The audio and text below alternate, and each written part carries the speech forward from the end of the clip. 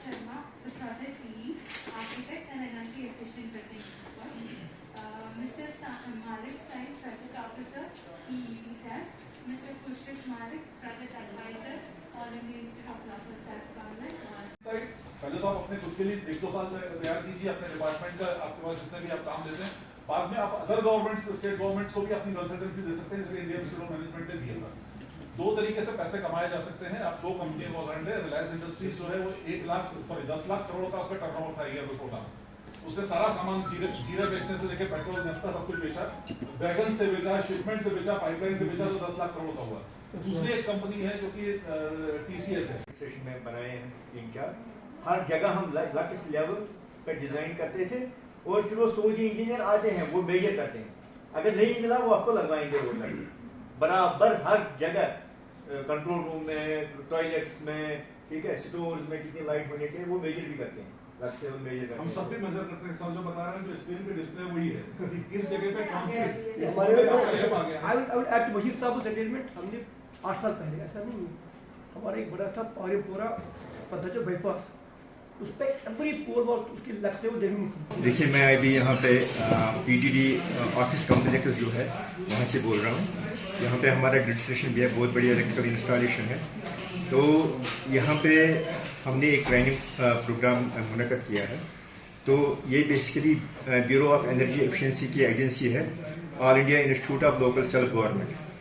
तो ये इसलिए यहाँ आए हैं कि हमारे इंजीनियर्स को ये बताएं कि जो एनर्जी कंजर्वेशन है तो उसके फ़ायदे क्या हैं, ठीक है, तो हम एनर्जी कैसे कंजर्व कर सकते हैं, ठीक है, उसके तरीके क्या हैं, स्पेशली जब हम बिल्डिंग बनाते हैं तो उसमें हम एनर्जी कंजर्वेशन कैसे करें। बहुत सी चीज़ें हैं जो बिल्डिंग्स में हैं और जब हम बनाते हैं उसका ख्याल नहीं रखते हम। जैसे बिल्डिंग में कौन सा मटेरियल यूज़ करना चाहिए, जैसे विंडो एरिया कितना होना चाहिए, जैसे जो इलेक्ट्रिकल कंजप्शन है वो किस रूम में कितनी होनी चाहिए। तो रीडिंग रूम होगा उसके लिए अलग स्टैंडर्ड है, लॉबी होगी उसके लिए अलग स्टैंडर्ड है, बाकी पाथवेज होंगे उसके लिए अलग स्टैंडर्ड है, जो बाहर सहन होगा उसके लिए अलग स्टैंडर्ड है। हम उन चीज़ों का ख्याल नहीं रखते। इसी तरह विंडो एरिया मैंने बताया, छत कैसा होना चाहिए। जैसे मैं छत के बारे में बोलूँगा कि अगर सिंपल छत हमारा हो तो उस पर हम सोलर पैनल लगा सकते हैं। अगर हम वो छत डिज़ाइन वाला बनाएंगे जिसपे ऊपर नीचे वो काफ़ी सारे स्टेक्स होंगे तो उसमें सोलर पैनल लगाना बहुत ही डिफिकल्ट है, बल्कि लग ही नहीं पाता। तो मैंने अपने रिश्तेदारों से भी बात की जिन्होंने ये छत बनाए हैं, वो परेशान हो गए कि हमने बहुत गलत काम कर दिया। हम सारे से मैं बोलता हूँ ये उसी के लिए अवेयरनेस है, लोगों को हम बताएं कि छत कैसे बनाना है, बिल्डिंग कैसे बनानी है, उसमें कौन सा मटेरियल यूज़ करना है, ताकि इसमें मिनिमम एनर्जी खर्च हो जाए। एनर्जी कंजर्वेशन बिल्डिंग कोड हम यहाँ इंट्रोड्यूस करना चाहते हैं। मैं कहूँगा कि ख्याल जो रखा जाता है बहुत कम है, न होने के बराबर। इवन गवर्नमेंट बिल्डिंगों में पूरी तरह हम ख्याल नहीं रखते, तो बाकी सिविल इंस्टॉलेशन की तो बात ही नहीं है, ठीक है। तो इसकी अवेयरनेस बहुत ज़रूरी है। देखिए जो एनर्जी है, एनर्जी का हम अब भी थर्मल पावर प्लांट से काफ़ी एनर्जी लेते हैं। अगर आप यहाँ एनर्जी कंजर्व करते हैं तो वहाँ पे जो कार्बन डाइऑक्साइड का एमिशन है, ठीक है, ग्रीन हाउस गैसेस है, यहाँ काम करेंगे तो वो वहाँ कम हो जाएगा। तो आप अपने प्लेनेट को बचाते हैं इससे, आप अपनी जो नेक्स्ट जनरेशन है उसको बचाते हैं हार्मफुल इफेक्ट से। आजकल ग्रीन एनर्जी का कॉन्सेप्ट आया है, ग्रीन बिल्डिंग का कॉन्सेप्ट आया है। उसका मतलब ये है कि अगर आपके पास कोई बिल्डिंग है, अगर आपने उसमें सोलर पावर प्लांट लगाया, अगर आप नेट खर्च करने के बजाय नेट जनरेट करते हैं वहाँ से इलेक्ट्रिसिटी, तो वो बहुत बड़ी अच्छी चीज़ है। अगर ये लार्ज स्केल पे हो जाए, आप देखिए कितना कार्बन एमिशन कम होगा, कितने हमें फ़ायदे मिलेंगे, ठीक है। तो ये बहुत ही मतलब अहम चीज़ है जो हमें पहले करना चाहिए था। अब देर आए दुरुस्त आए, हमें अब करना ही चाहिए, इसके बगैर चाह रहे हैं। ये जो आज का प्रोग्राम है it's with regard to the energy conservation. ये जो एनर्जी कंजर्वेशन के रिलेटेड जो ये एक कोड लॉन्च किया है through out India across all the states and UTs of India.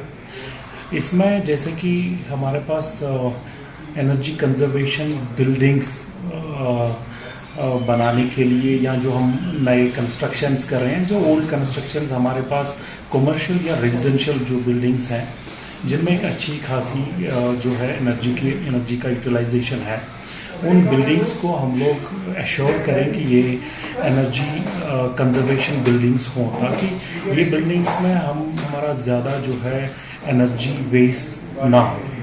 तो उसके रिलेटेड जो है गवर्नमेंट ऑफ इंडिया ने लॉन्च किया एक प्रोग्राम। वो प्रोग्राम का नाम है ECBC ENS, energy conservation building code and eco Niwas Samiti. Energy conservation building code is all, earlier इसको बोलते थे R residential energy conservation building code, now it has been nomenclatured as an ECBC ENS. ENS is for eco Niwas Samiti, that's for the residential building. So इसका मतलब ये है कि जो भी कंस्ट्रक्शन, जो भी बिल्डिंग्स, जो भी प्रॉपर्टीज़ हम बना लें, will have to take care of the energy conservation.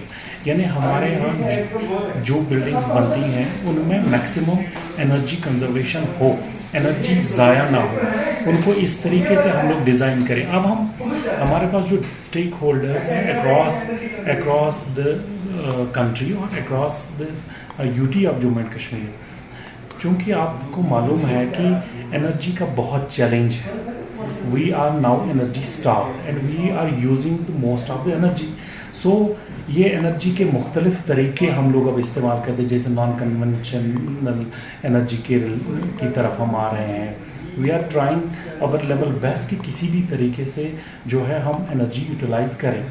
लिहाजा जैसे कि हम बिल्डिंग्स में एक परमिशन का एक प्रोसेस है और उसमें लेड डाउन नॉर्म्स हैं, और उन लेड डाउन नॉर्म्स में आज तक ये कहीं इसका मतलब जो है सर्टिफिकेशन नहीं लाया कि ये बिल्डिंग एनर्जी सफिशिएंट भी होनी चाहिए, एनर्जी कंजर्वेटिव भी बननी चाहिए, ये एनर्जी इसमें वेस्ट ना हो। जितना for instance this is a particular building, ये बिल्डिंग में अगर हमें 2 मेगावाट ये जो है 2 किलोवाट 4 किलोवाट का एनर्जी का यूज़ है, वील हैव टू सी कि ये 4 के बजाय 3.5 हो, 3 हो। ये 1 किलोवाट का जो एनर्जी है पर मंथ या पर क्वार्टर जो हम बचाते हैं, तो we can use it somewhere else.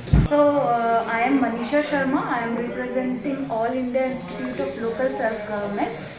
This is the NGO who is supporting the notification of Energy Conservation Building Code, which is for commercial buildings, and also supporting Eco Niwas Samhita code, which is for residential buildings. So in Jammu Kashmir, we are supporting the notification and implementation work here.